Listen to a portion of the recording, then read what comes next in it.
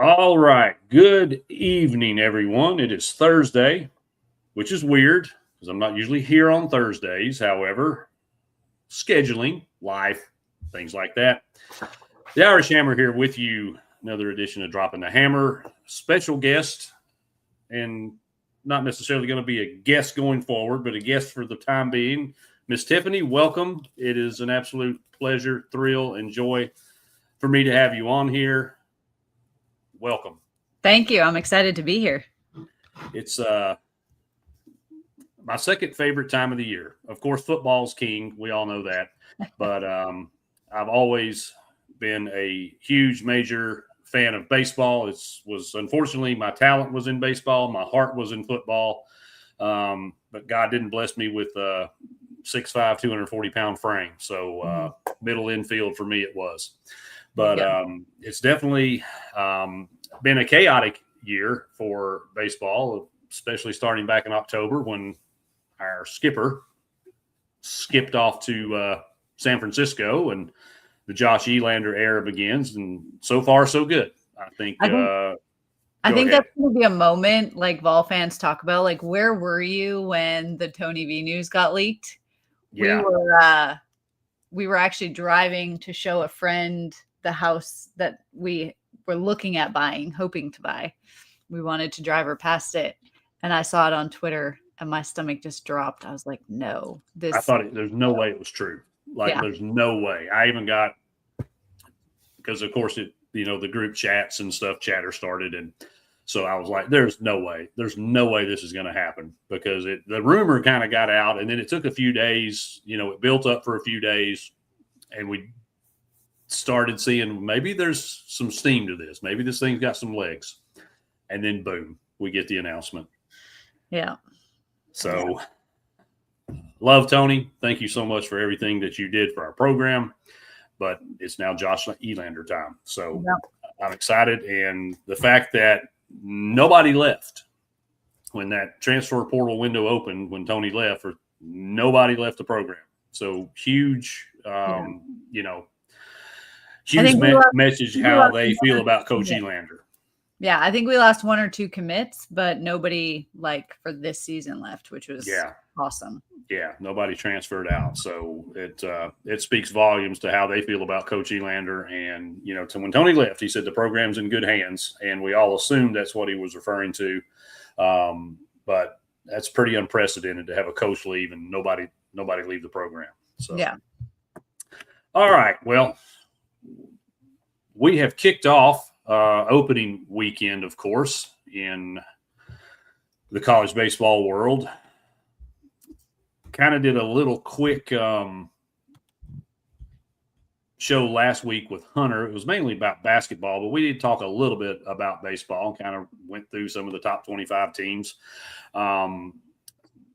Very, very small sample size that we have here, but we have had some games played. We've already had the number one team suffer a loss.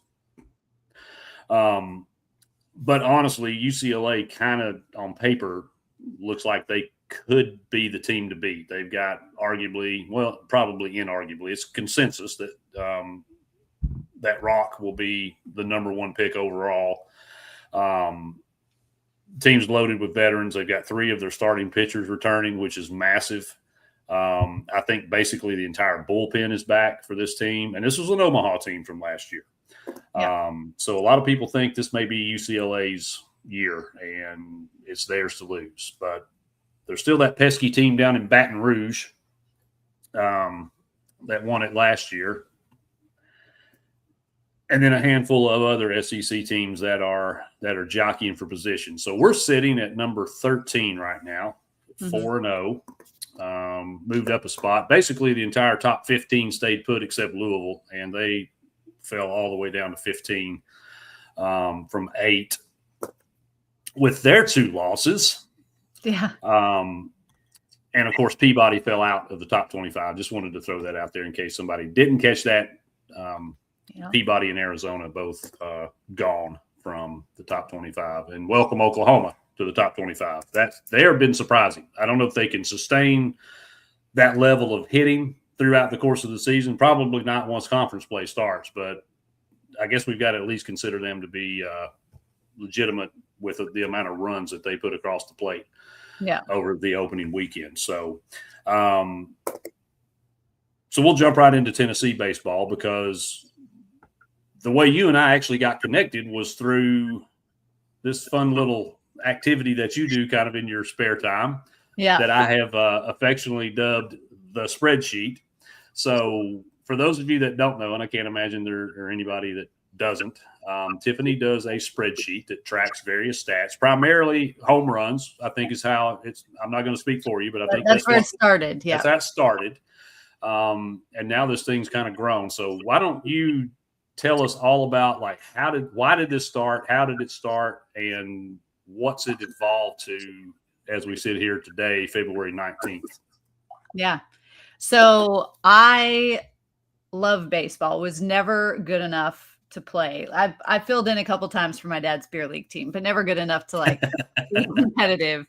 But so my background is actually in athletic training, which is where I started out. And I worked for a summer baseball team up in Canada where I'm from. And we had a lot of like NAIA guys, had a couple guys drafted out of there. But that's where my love really developed for baseball.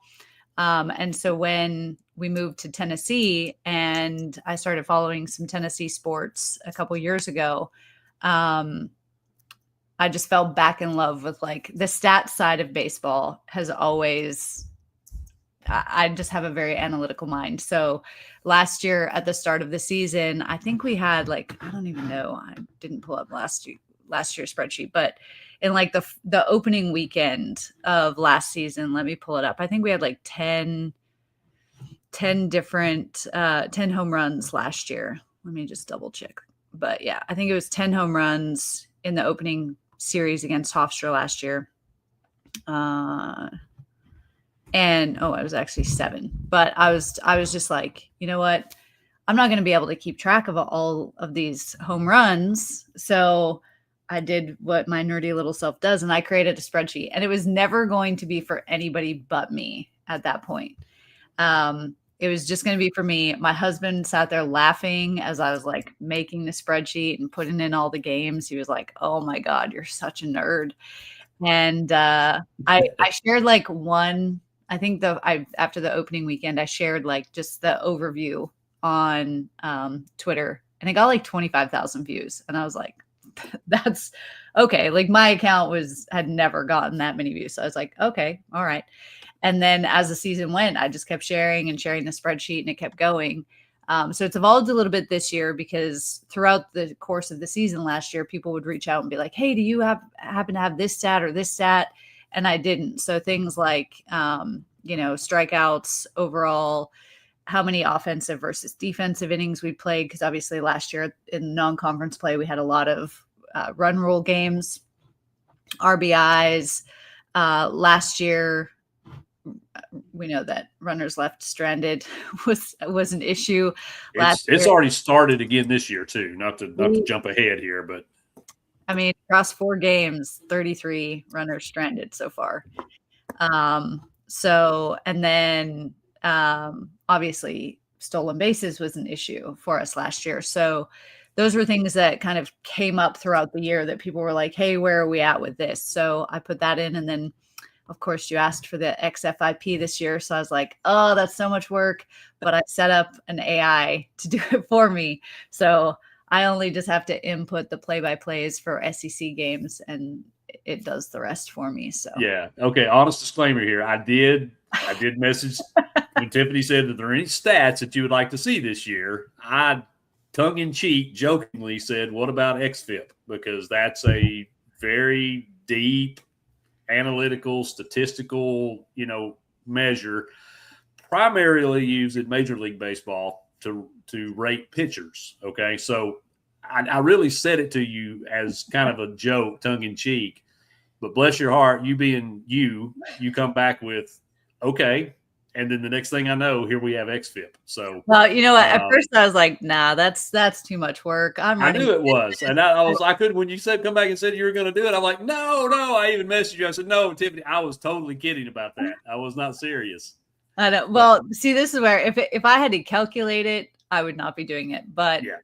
I use a lot of AI in our business, so I was like chatting with ChatGPT, and I was like, "What would you need for me to be able to get these numbers?" And it was like, "Oh, just just give me the play-by-plays." It will be so much easier when we get to conference play because there will only be 8 play-by-plays that I need to upload versus 16 Yes. per game day. But it's not that big of a deal. So Yeah. Well, it's you made the mistake of tagging me when you put it out initially, and then so I jumped on it with both feet because, like you, I'm very much a numbers person. Sometimes I'd rather speak numbers than English to people, human persons. And I do enjoy a good spreadsheet as well.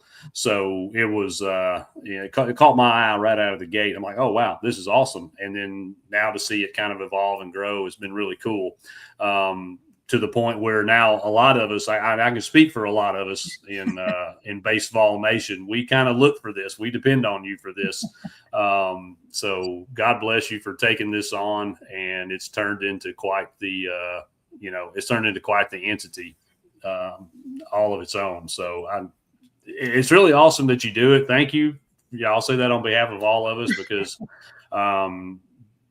baseball stats outside of the D1 baseball NCAA page, outside of that, there is no stats to speak of. It's really tough, and so and I know a lot of people like us, they don't really care about everybody else. They really want to just know about what have we done and maybe who are we playing and what does that look like. I'm not trying to add anything to your plate. I'm just saying that'd be the only other thing that we'd really care about, right? Is who we're playing. What do we need to worry about with those folks? So last year, what I did do, and it's actually not that hard to pull, but last year, what I would do is heading into like a weekend or a midweek game, I would say like here's the starting pitchers, like here how they stack up. I am also really superstitious when it came to baseball. And so last season, when I would do that, we would lose. And so I just stopped doing it because I was like, we win the games when I don't compare starting pitchers ERAs. So I'm not going to, but we'll see how it goes this year. I'll do it this weekend for Kent State and see if we can still get some wins. Yeah, and unfortunately, that may not be the greatest team to test the superstition with because I know. A lot of people think, oh, Kent State, it's Nick Saban, little old MAC team. This is not a little old MAC team that we're getting ready to run into. Kent State actually is favored to win the MAC. They and Miami of Ohio are kind of right there. They're both going to be fighting for, the top spot in that conference tournament. But this is a very good team, a veteran team, and they can mash. They've got some big hitters in this lineup. So, this isn't going to be just your typical, They challenged LSU in the midweek this week. So yeah, they hung 7 runs on LSU, and they just got outscored. Is basically what it boiled down to. It was 10-7, and that was at LSU. So this will be a good early test. We'll get to figure out probably how good our pitching is. It looks really good right now. They have the 9th lowest team ERA in Division I baseball right now. That'll get tested this weekend. So. And we can talk a little more about that on down the road a little bit. So what? As far as I still want to talk about the spreadsheet a little bit, and we can move on. So where do you see this thing going? Like, because your time and what kind of time and effort it takes to put this in, and what you have to do in order to collect the information, plug it in, let it spit it out. Is this something you think you're going to continue? Is it going to grow, get bigger, more stats, or you think? Yeah, as long as people are wanting it, and I mean, even if people didn't want it, I would still do it for myself because I didn't start it for anybody else. So yeah, absolutely. Like I'm going to keep doing it, and I'm happy to add. If there's other stats that people want to see, I'd rather know sooner than later, so I don't have to go back and find.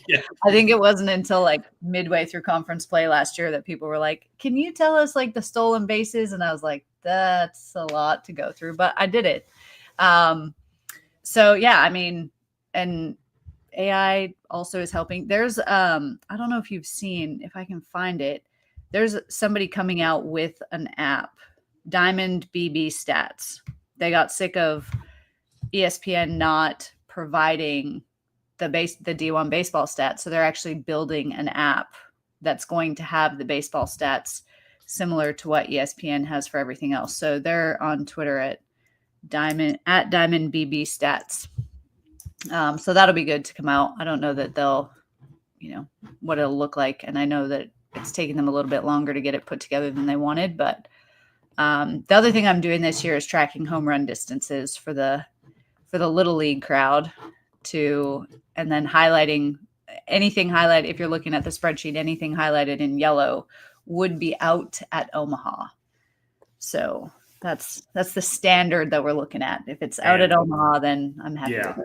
Yeah. So out of the home runs that have been hit this year, how many would have gone out in Omaha? Yeah, so we are at 10 so far for this year, and there's only 4 that would have missed it, and three of the 4 missed by 2 feet, and 1 missed by 1 foot. So, oh goodness! So a nice little breeze to center field would have carried those balls on out of the park. Then, yeah, absolutely. The small ballpark crowd people are not going to like this. No, not at all.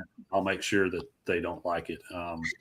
Baseball brings out the deep dark troll in me because of all the hate that we've gotten. The villain over the last several years. So anytime I can throw a little barb at those folks, I'm all about it. Yeah, with you. And I've never understood the whole tiny ballpark because the last I checked, the other team hits in the park too, right? We play in the same ballpark. Yeah. So.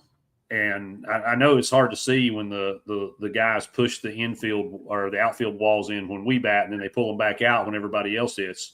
Yeah. But y'all don't hit home runs in that park the way maybe that's the stat we should. Maybe that's a stat I should add is home runs against. Home runs against, because everybody loves to get on Twitter and flap their gums and blister up their fingers typing about how we have a tiny little ballpark in Knoxville. Yeah.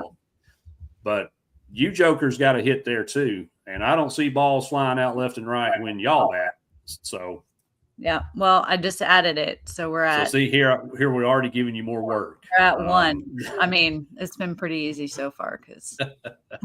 Yeah, it hadn't been much. Yeah. Because that's what was that number? I think I may have clicked off of it already. Yeah, I did.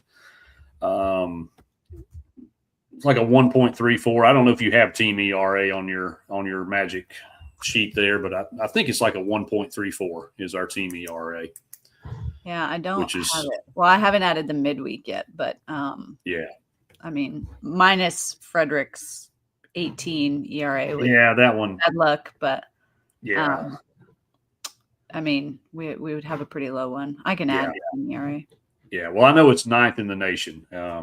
So still, regardless of what the number is, it's pretty doggone good. Top 10 in ERA. So yeah.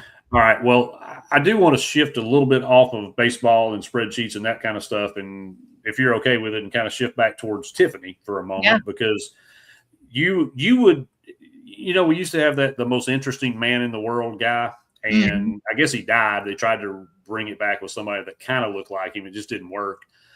I think either Christopher Gabriel or Bo Camaro should be the most interesting man in the world going forward. But you would be on the short list of most interesting women in the world, because your story of how you got from where you started to where you are now is pretty amazing. As much as you're willing to or would care to share. Yeah. Would you kind of tell us about that, like where you're from and where you've been and your journey to Knoxville? Because I think I don't know how many people know about it. I think it's really cool. Would love for you to share it with the Vol fam. Yeah, absolutely. So I'm originally from Calgary, Alberta, which is Calgary Stampede is what we're known for, biggest rodeo in the world. Or on the other side of it, we have Banff and Lake Louise. So when you see like the pictures of the Canadian mountains, that was an hour away from where I grew up. So and Bret Hart.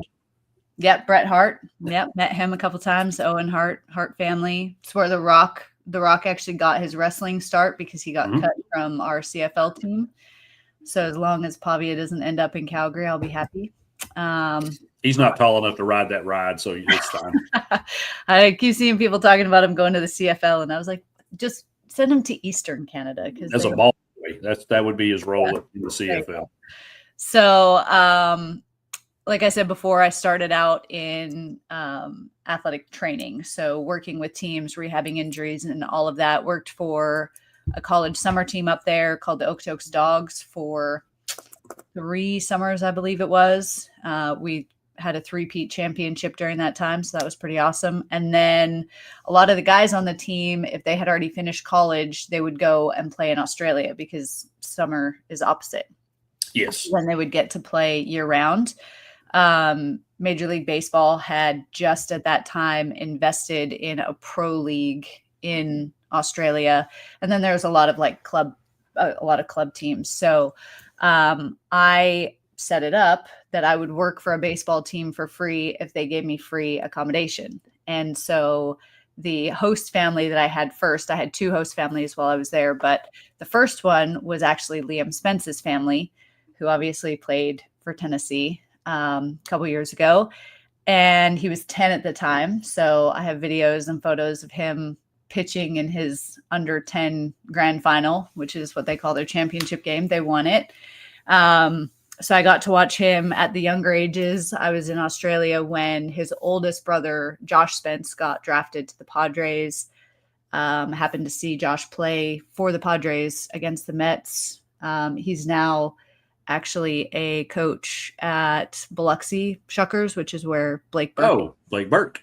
Yep. So when we actually went to watch Blake Burke play last year, but also got to catch up with Liam's brother, which was cool. His middle brother also played college, but didn't end up getting drafted. And, stayed in touch with Liam to this day. He's playing for the Firefighters and Banana Ball now, which is awesome. He's going into his 2nd season. I was in Australia for 8 years, came back to Canada, met a guy in a Facebook business group who's now my husband. He was living in Dallas at the time, but was originally from Eastern Kentucky. Don't hold that against him. It's okay. Yeah. He's a Tennessee fan. So I ended up moving when we got engaged. I moved down to Dallas. We were there for a couple years. And then when we had our son, we didn't want to be in the city anymore. All of his family's still in Eastern Kentucky. Did not want to live in Kentucky, but we'd been to like Gatlinburg a couple times. And so I loved this area. So we settled down just outside of Maryville. So that's how we got here.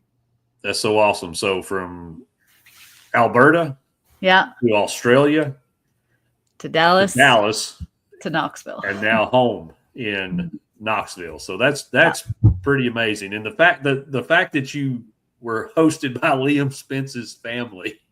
Yeah, it's just crazy how everything works. Everybody said, small world. My goodness, you're an entire world away, and that's so cool. Yeah, I actually went to Nashville last year to watch the Bananas play, and unfortunately, it wasn't the Firefighters that they played, so I didn't get to see Liam.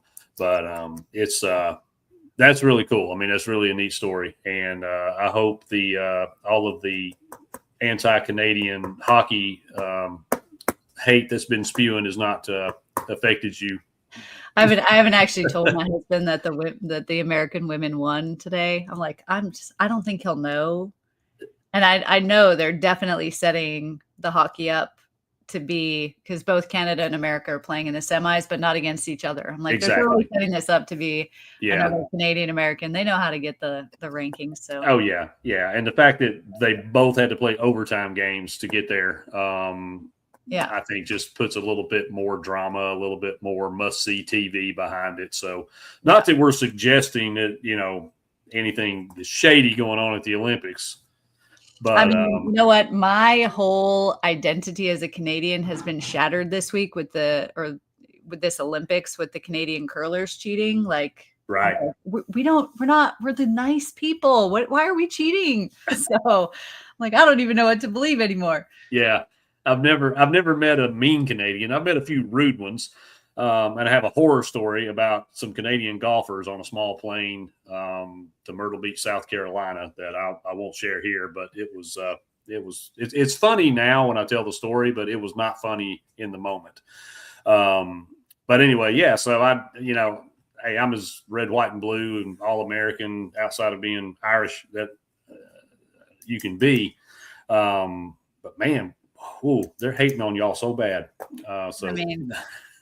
So Alberta is the province that's currently trying to separate from Canada. Mm-hmm. So I always said, like, growing up in Canada, I was like, I'm pretty sure I was supposed to be born in the South. Like, my love of football and that marries up better. I was like, I'm pretty sure I was born in the wrong spot. Like, God just sent me to the wrong place. I hate winter.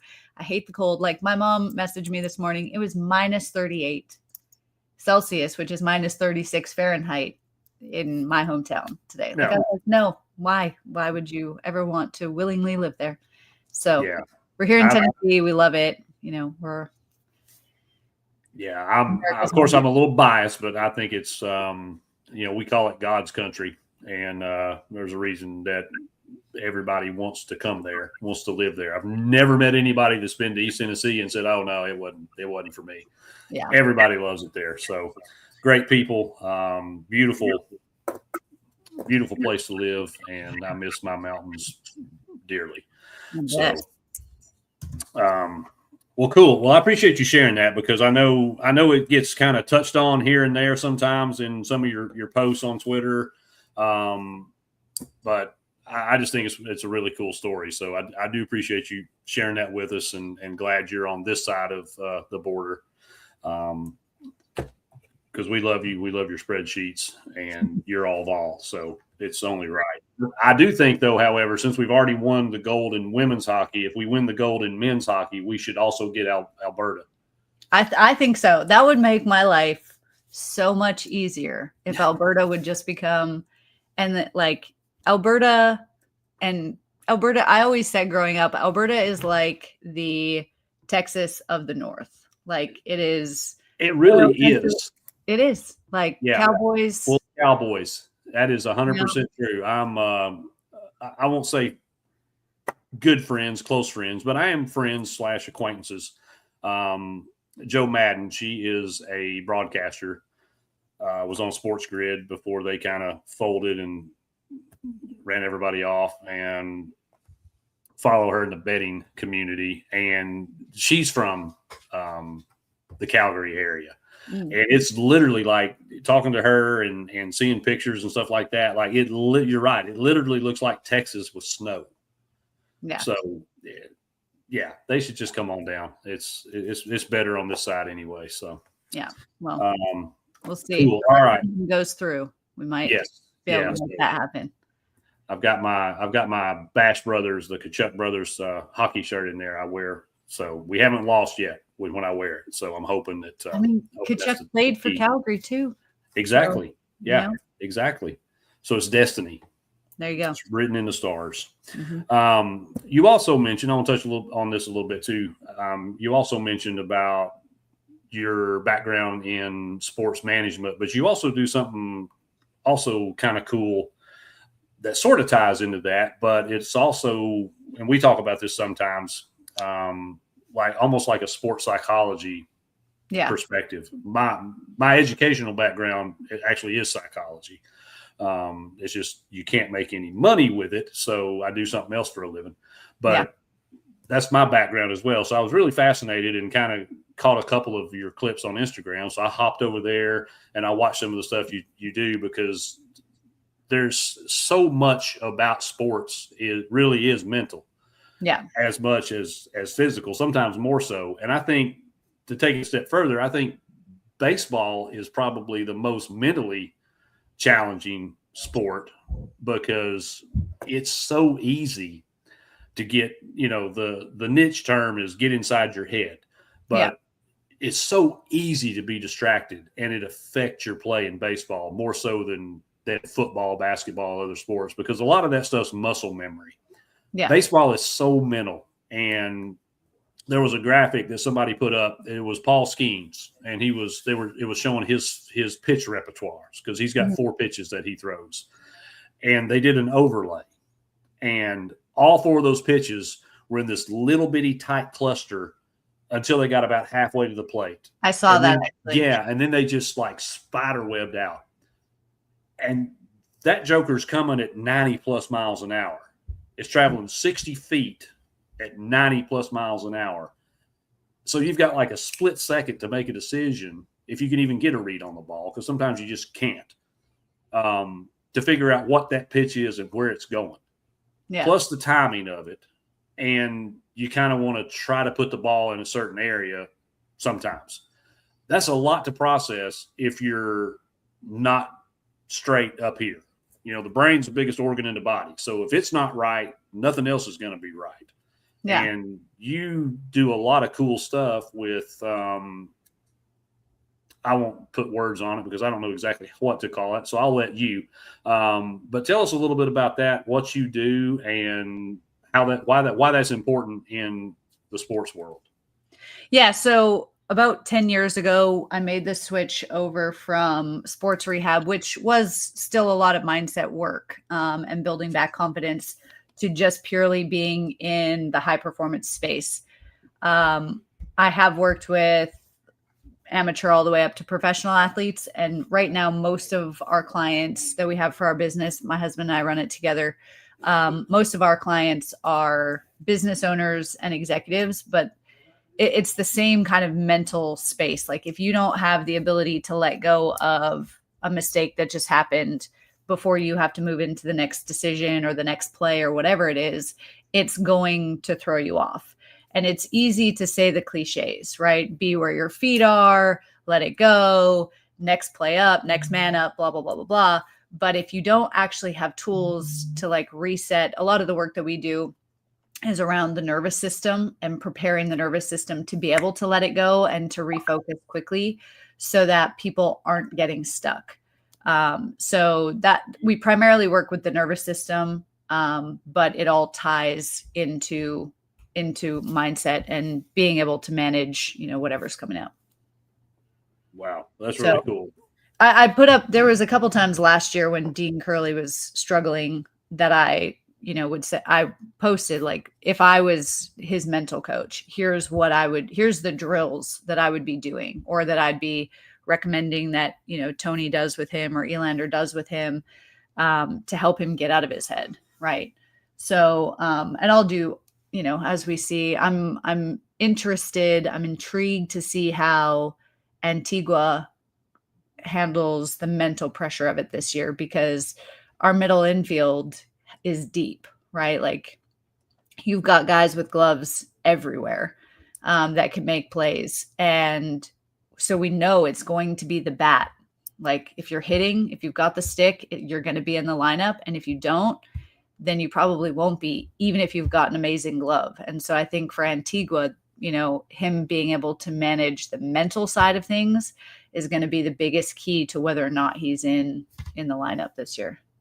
Yeah. And plus the fact that he's playing second this year instead of short, because of Manny Marin being the full-time shortstop now. So, and some guys are okay with that move. I played primarily shortstop, third, and then occasionally second, depending on situations.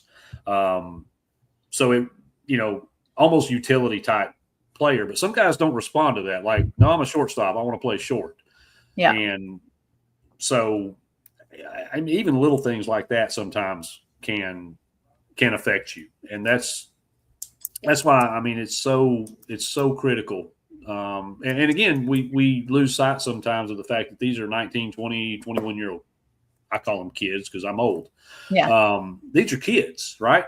So they're not making, they're making money, but they're not making $250 million, 10-year contracts like we do in the majors. I mean, these guys they've got class, they've got social life, they've got, classes, tests that they have to deal with and study for and worry about. So a lot going on. And then if anything's out of kilter on the field, it can cause issues. So, we're so quick to call somebody out when they're struggling in a slump, making errors. I know Dean got tore up about that a lot. You just never know. And it could be something simple, or it could be, something totally unrelated to what's going on the field. Yeah. And I mean, you could see it with Phillips last year, right? When as soon as a runner was on first, it was almost like you could see the mentality switch into a place of panic.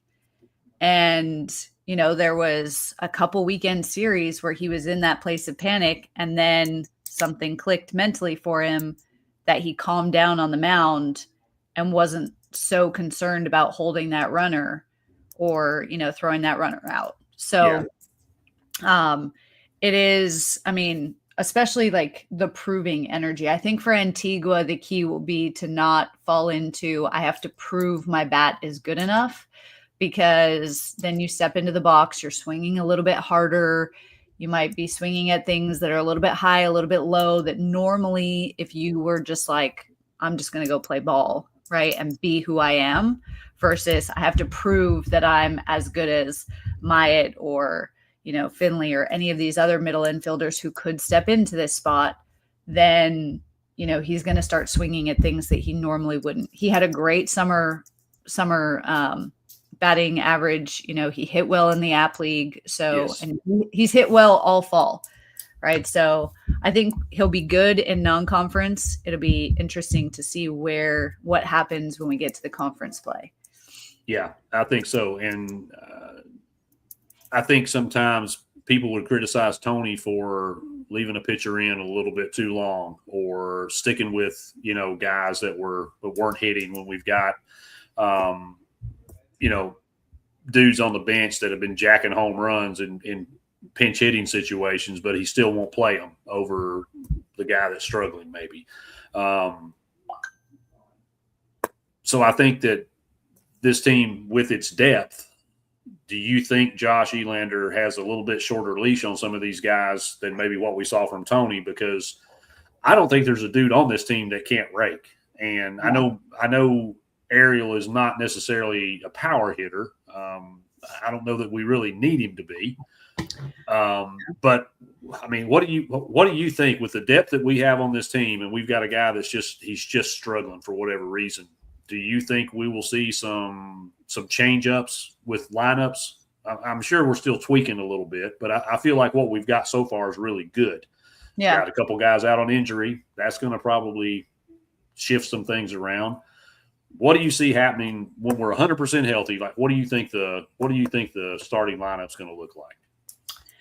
I mean, I don't know that Antigua is going to crack out of the bottom of the lineup. I think he's going to stay like that 7, 8, 9 hole hitter. If he can be a situational hitter, right? We know he's not going to be like a Brown or a Ford who's putting up the home run numbers, but if he can be a situational hitter, I mean, and in some cases he had RBIs in the first game against Nichols and then against Asheville.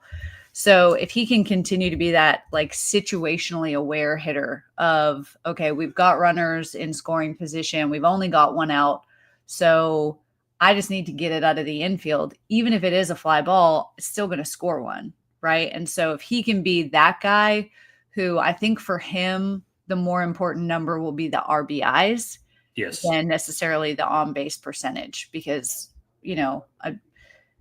there's a lot of people who forget that the RBI can be just as important of a stat as the on-base percentage. Obviously, we need guys on base, but we also need guys who can bat in runs. So I've also heard that Elander is a player's guy, right? That's why they all were so excited. They were all wanting and promoting him and for the head coach role. So I think we're going to probably see a similar mentality to what Tony had. Is, he's going to believe in his guys and he's going to ride in his guys.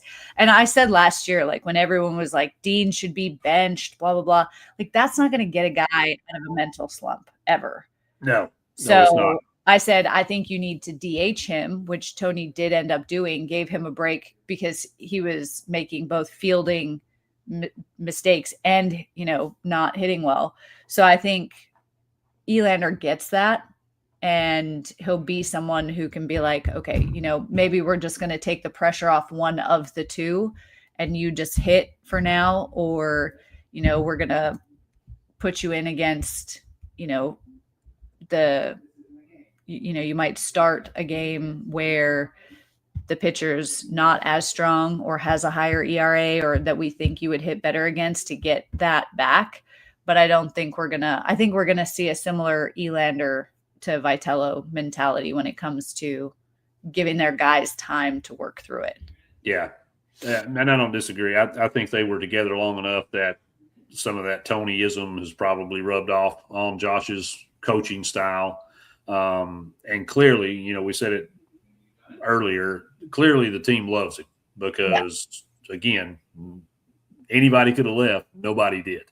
Yeah. So it just speaks volumes to how they feel about him and clearly want to play for him. So I do tend to agree. I don't know that it will be any different with Coach Elander than it was with Tony, but I will be interested to see some of the issues that we dealt with. Was it really a coaching thing? Is it just that's not something the runners on base this year are a little alarming considering who we've played and how many we stranded.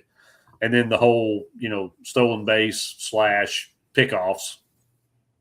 We just got run on last year a ridiculous amount of the time. It was almost a walk. We might as well just send them to second because that's where they're going to end up anyway. So I'd be curious to see if that was something in the coaching, training, development area, or it was just a anomaly, bad luck, and we just didn't have the tools to defend that or guard against that last year. So I don't know. And with Frank going with Tony as well, how's that going to look with our new pitching coach? So I think there will be. I think Vitello is a little bit more conservative around base stealing, but we have a lot of speed this year too. And so I think we are going to see some more stolen bases. I mean, that isn't looking good for us on the stat side with 3 picked off and only 1 stolen base so far this season in 4 games. But I think we will start to see a little bit more liberty and a little bit more stolen bases. Maybe not to the Kentucky level, like what Kentucky was last year, where they were stealing all the time. But I think we will see more of it than what we saw under Vitello. And I think we need it. I mean, I think we need to. I think that was a piece of the puzzle last year we didn't have that maybe hurt us. Certainly in season. I don't know if you could directly point to that and say, oh, yeah, that's one of the reasons we didn't make it as far in Omaha. I think we ran into a buzzsaw in Arkansas. But, it's little things like that, though, that, in postseason play, tournament play, could be the difference. Guys that can steal and defend against the steal and guys that don't run and can't stop it. Yeah. I mean, 1 or 2 runs could definitely be the difference. So, all right. I'm sorry, go ahead. I was going to say, I also hope that, the ones that were picked off and even Chapman on Tuesday night, like, had he done the swim move when he tried to turn that single into a double, he would have absolutely been safe, but he extended the right arm instead of pulling it back. And so I'm hoping that they're watching those pieces in film so that they can start to just develop like a different situational awareness. Yeah. Unfortunately, I missed the game Tuesday. Mrs. Hammer was having some health issues, nothing serious, but we did spend a good bit of Monday night at the emergency room, and she's recovering. So I didn't get to see anything on the Tuesday game, but I'm hoping that I'll get to see a lot more of. Definitely will this weekend, and a lot more of the midweek stuff, because I don't put a whole lot of stock in midweek games. I know I love to get on Twitter when people lose midweek games because I think it's funny. So I do enjoy the troll there. But really, I mean, if we're being honest, the midweek game, that's where you're kind of tweaking your lineup. You're starting a 4th or maybe 5th, pitcher, or you're letting a bullpen guy take some innings early. Maybe you're playing some of your young guys positionally or letting them hit. So, I mean, it's really not I don't think it's as critical, certainly, as the weekend series. It's nowhere nearly important as conference games and conference series. Yeah. But, we got bit last year by ETSU, who turned out to be a really good team, made postseason, made a regional. So there are those that jump up and get you. Just ask Auburn or Kentucky or TCU. Or Missouri. Why do they even have baseball? I know they came back and scored 5 touchdowns in that last game on Sunday, but then they lost their midweek, so all exactly. that So down the toilet. I've been trying to trade Missouri out of the SEC for the last year or so. I've got it down to a ham sandwich and like a broken washing machine. Anything, a combination of the two, one or the other. It doesn't even have to be expensive ham. It can be like great value ham, or when you go to the store and you get the package of meat that just says ham. Yeah. I'm not asking for much, y'all. Somebody please take them. They'd be a great fit for the MAC. I've said that for a long time. They just fit right into that whole MAC vibe. So, although they'll be riding high in basketball today after beating Bandy last night. Yeah, I can't be mad at them for that. So, I love to see Peabody lose. I don't care what it's in. Even Hobby Horse, which I think they're probably trying to work up NIL for that. I love to see Peabody take the hit. So the fact that they fell out of the top 25 the opening weekend just warms my heart. Yeah. So, all right. Well, talk a little bit about upcoming with Kent State. We did touch on it a little bit. They were 38-18 last year. They did not make a regional. They've not been to a regional, I think, since about 2018, if memory serves. But they are favored to win the MAC. The only team really I think is going to give them any competition there is going to be Miami of Ohio. But this team is experienced. They've got a Golden Spikes watch list guy in Solitaria. I'm going to guess. I'm sure he's not watching, so it doesn't matter. They were 4th in the nation in runs scored last year. They averaged 9.5 runs a game. So they've got the Solitaria kid. They've got an all-conference shortstop in Luke Matthews.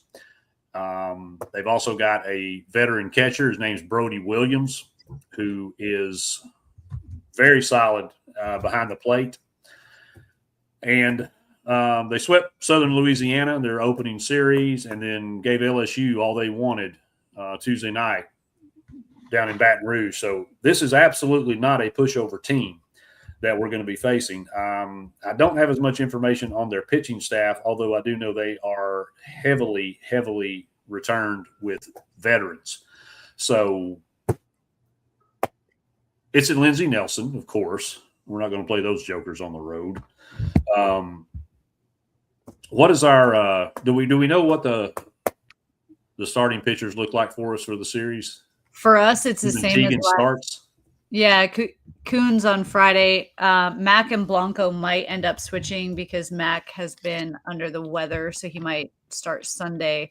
Although it's looking like rain here on Saturday.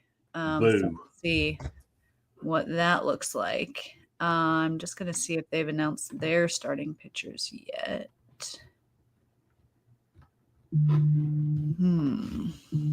So, we have the same starting rotation as last weekend, which I think is good. Yes, I think so as well.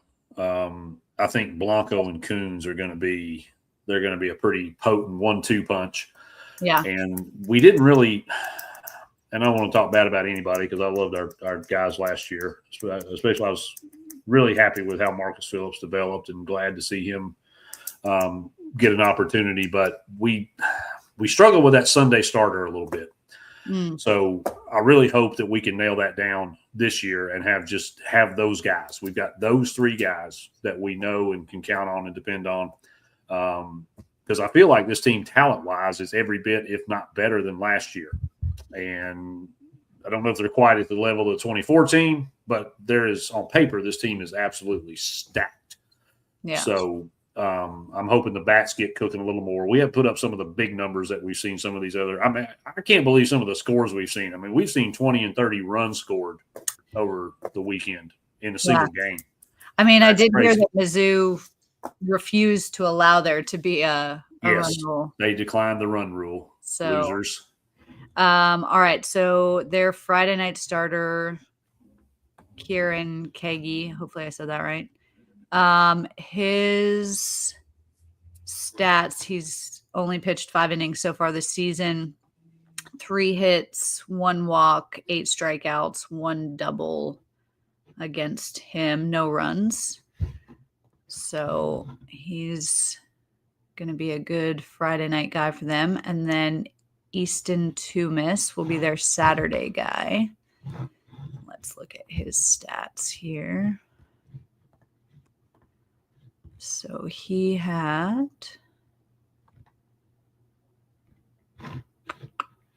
threw 5.1 against Southeastern Louisiana, 5 hits, 2 runs, 2 earned runs, 3 strikeouts, 3 doubles. I like the sound of him a lot better than that first cat. Yeah. I think we can get to him. Brown is going to have a good day. Yes. Hopefully. All right. And then their Sunday guy is Ben Rabatin, and his stats so far this year, again, small sample size, but he threw 3.2, 6 hits, 4 runs, 2 earned runs, 2 walks, 2 strikeouts, 1 home run. So their Friday night guy looks like he's going to be the hardest. Yeah, it does sound that way. So, and I kind of would expect that because I think especially a team like this, they want to come in and probably, win that first game and take all the pressure off, put all the pressure on the home team. So I would expect them to throw their ace. But granted, too, these numbers are against Southeastern Louisiana. So, can't really say a lot. But the fact that they gave LSU a fit, that is a little concerning because I know they don't have the Cade Anderson and the Anthony Edson that they had last year, but it's still LSU. It's still LSU pitching, and they always have those guys. They can find them. Yeah. So, a little concerned about their hitting. So we'll find out how good this pitching staff is. So let's see. I'm going to pull up their hitters, see who we need to worry about. I'm going to see who hit well against LSU for the comparison. Yeah, I didn't look at their stats specifically. I didn't have much time. Matthews, Williams, and Solitaria would be the big names. Doesn't mean they could have went over 12 between them. So who knows? But yeah, those guys to. So Solitario had 5 ABs, 2 runs, 2 hits, 3 RBIs. He had a good game. Struck out twice. Grady McGee had 1 at bat, 2 runs, 3 walks. So I don't know if that was pitching or if he's just real patient. Brody Williams had 5 at bats, 1 run, 2 hits, 3 RBIs, 3 strikeouts. And then Luke Matthews had 3 ABs, 2 runs, 1 hit, 1 walk, 1 strikeout. So then they didn't have a lot of hits. Yeah, they did have 6 walks though. Yeah, it sounds like they're pretty patient. Or directional Louisiana could just have terrible pitching. That's possible as well. But this was LSU. This was the LSU game though, right? They had 6 walks against LSU. Okay, well I can probably be safe to say these guys are pretty patient. It sounds like they're susceptible to strikeouts, which is good because especially Coons. They had I think we'll be able to mow some down. But, 5 strikeouts. Yeah, but they are patient, so we will have to make sure we are as well. So I look forward to it. I mean, it's always non-conference is always. I guess we just expect to win them all. Yeah. Out of conference, right? Yeah. So it'd be a good test. As I said, we'll find out legit. I think we'll find out how good our pitching really is. It looks really good. I believe in them. I think they're going to have a great season. But it will be a good series. So I had Hunter on last week. We did a little bit of baseball, mostly basketball, a little bit of baseball, and I had him give me some teams that he's a little concerned about, or maybe from a conference standpoint, who do you think is going to be the top teams in the conference? I won't put you 100% on the spot with that, but I will ask you about a couple. Obviously, the SEC. I kind of feel like it's LSU until it's not. Yeah, LSU. I mean, we'll see what Texas does. A&M, I mean, they put up good numbers over the weekend, but they are injury riddled. So it might be a little bit like last year where they did well in non-conference and then conference play hit and they kind of fell apart. So A&M is a who knows.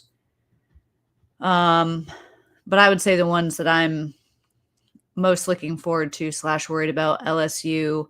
Obviously, Mississippi State's at Mississippi State, so that's going to be a real hostile environment. Yeah. And then Texas, I would say, is the other one that I'm probably most concerned about for conference play. Yeah.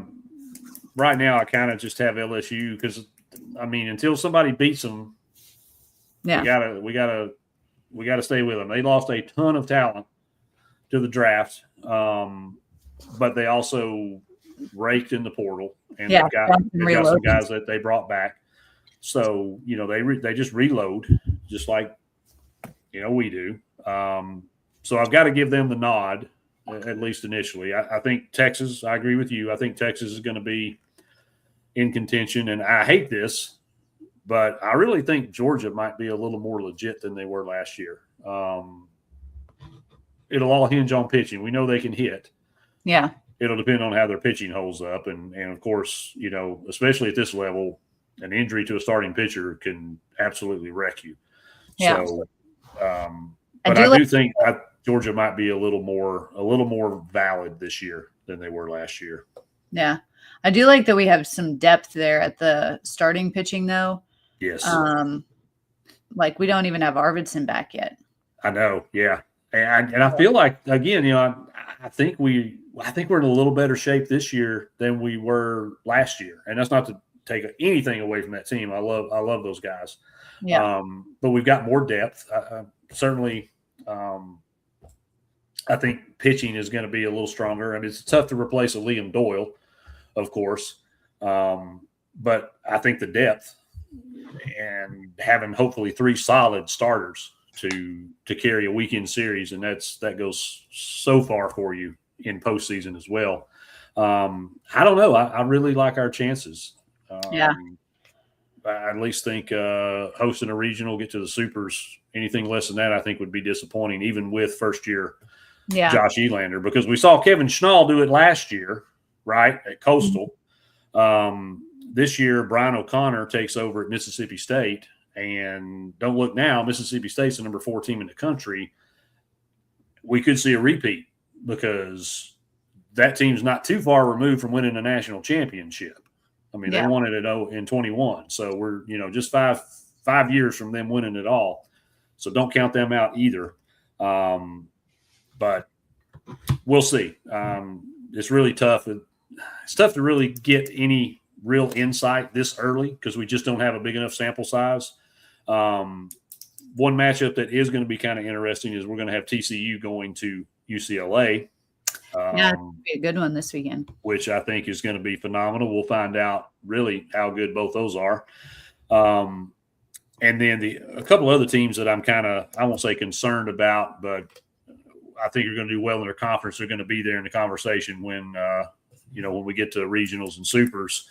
I think Georgia Tech's the team to beat in the ACC. I think North Carolina, Florida State maybe be in the conversation, but I think Georgia Tech is, even with new coach James Ramsey. I think they're gonna be the ACC king. Of course, UCLA. I got TCU out of the Big 12, but we'll see. And I don't know why, but this team kind of sticks out to me, especially after last year. Creighton coming out of the Big East. I think UConn's about the only team there that can really challenge them.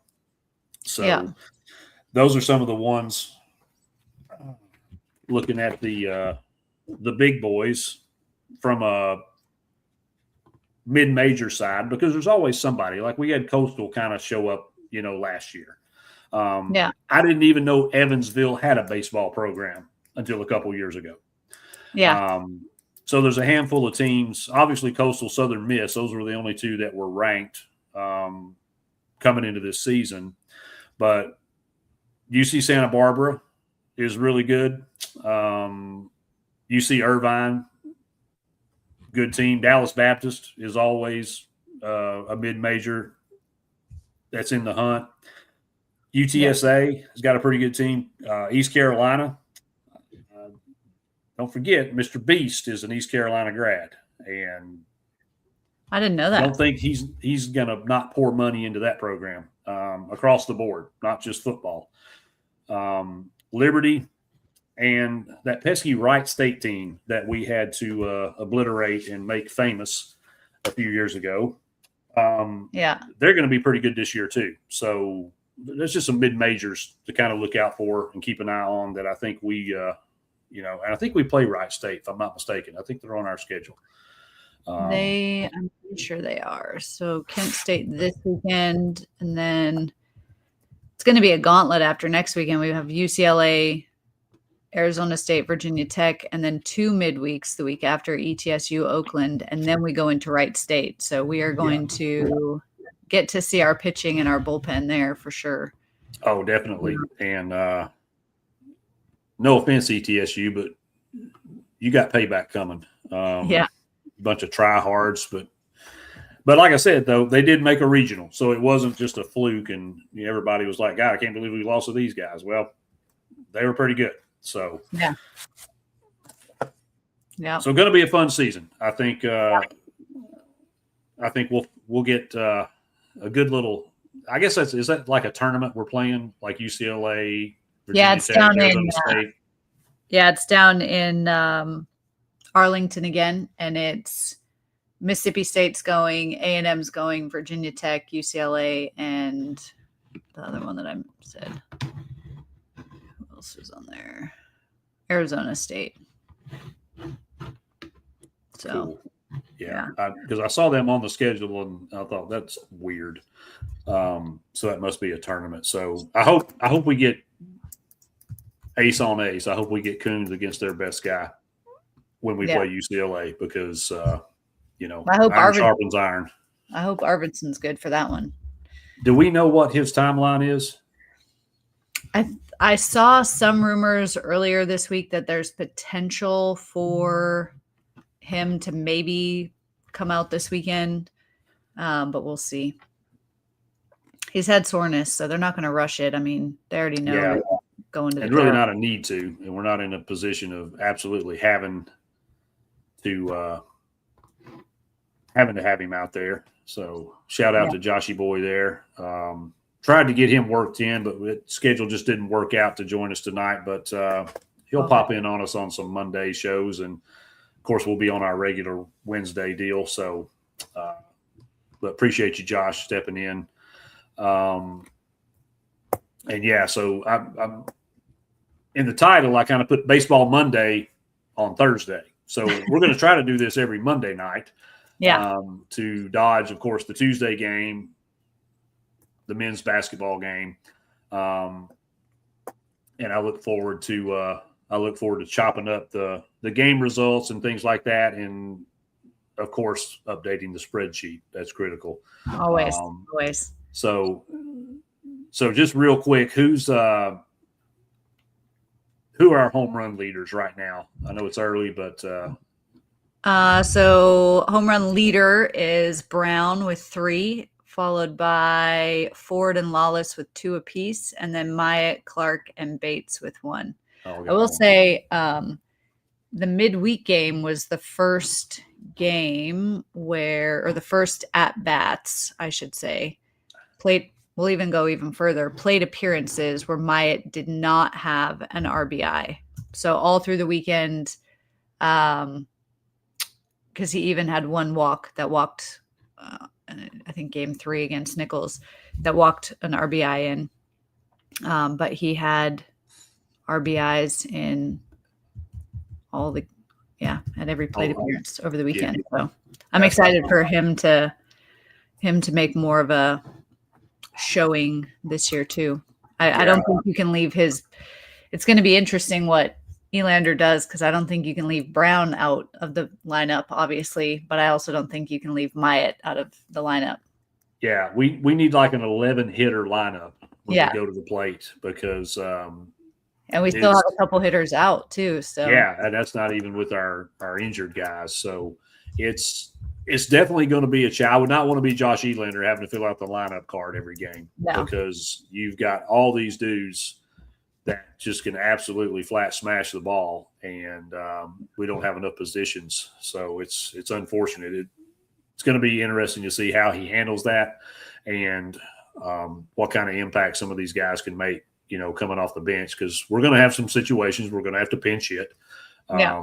Clearly, I mean, we can't sit here right now and expect that everybody's healthy for the rest of the season. So there's going to be injuries. It's good to have that kind of depth. And the other thing I think is really good too to see early in the season is us playing some small ball and not depending on just smashing home runs, feast or famine.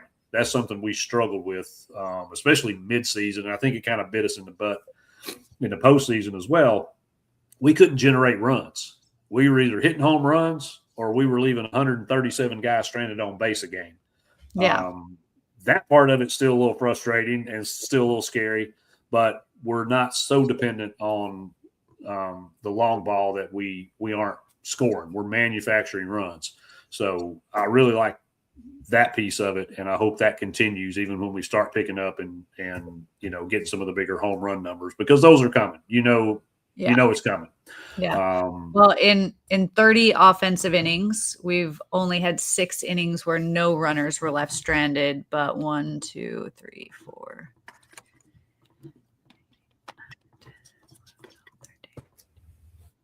16 of those offensive innings, we only left 1 runner stranded, which I can deal with. There was a lot of times last year where it was bases loaded, leaving 3 runners stranded, which and so many of those bases loaded situations came on 2 outs. Like we'd have a runner on first, 2 outs, and then we'd load them. Yeah. And then we'd leave them all stranded. Yeah. And it was frustrating to see that. And again, I know it's kids playing a game. I get that. But still, dadgummit, ducks on the pond, you bring them home. Yeah. That's the object of the game in baseball, is to go home, right? So bring them home, boys. All right. Well, I have to say, this is my first full baseball only show. So awesome. I couldn't have had a better person to kick it off with, first of all. Second of all, thank you so much again, Tiffany, for being here, for everything that you do, the work on the spreadsheet with, sharing that with Vol Nation and being open to idiots like me that say, hey, why don't you throw this stat on there? So look forward to seeing that grow and be a part, because it's part of our culture now on Twitter, is your spreadsheet. So yeah, I'm happy to be part of it. So, and I look forward to the weekly show with you as well, which will be on Mondays. Okay, this is just we had a scheduling issue, all my fault. But it will be on Mondays, and I can't imagine, again, for the life of me, anybody that's going to see this doesn't follow you. But if they do not, tell us where we can find you. And when do we get this magical wizardry of a spreadsheet? So it's pinned to the top of my profile. Some people may think that they're following me, but I got caught in the hacking. Yes. Tried to help Mojo out, and I got hacked. So yes. I'm now Vol212320 is my handle. So I can next time I'll put it in my name. Yeah. Please do. I'm sure they can probably spot you, but make sure, folks, when you do it, if you aren't following and you go follow Tiffany, make sure it's not the old TNT number account. That's Yeah. the one that I was so sad when I saw that. I saw the message in my inbox, and I'm like, no, they got Tiffany. As I did the same thing with Mojo, I'm amazed that I somehow did not get included in that little mess. So thank goodness that didn't happen. Yeah. So anyway, make sure you follow Tiffany. You also have other platforms that you're on as well, right? We can find you on other social media. Yeah, all my other social medias are going to be more mindset based. Twitter's my sports one. So yeah, if you want sports and stats and spreadsheets, Twitter's the place to follow me. Yeah. Well, I know there's a lot of crazy folks out there on Twitter, especially on Vol Twitter. So some of you might benefit from going to some of Tiffany's other pages, but all in good fun. But make sure you follow Tiffany. She's a great follow. She does great content. I'm telling you, the spreadsheet is going to be legendary in the annals of Tennessee baseball and Vol Twitter. So make sure you check that out, support her. And I look forward to more sessions like these. And we'll spend a little bit more time on baseball and stats and stuff like that. I just felt like we needed to get your story out there and who you are, what you're all about, because it's really a cool story. Thank you for being here. Anything else you want to leave us with before we go? No, I mean, if there's any stats that you want to see that's not on the spreadsheet, just shoot me a message and let me know. All right, there you go. So this stat sheet will have 152 numbers on it by the time we get to the SEC tournament or regional. So yeah, but it's a lot of fun. So again, Tiffany, thank you so much for being here. Thank you to everyone that tuned in. Look forward to doing this on Mondays every week. Same bat time, same bat channel. I appreciate everybody. Thank you so much. Love you, mean it. Go Vols. Tiffany, have a great evening. You too. Go Vols. We'll see y'all next time.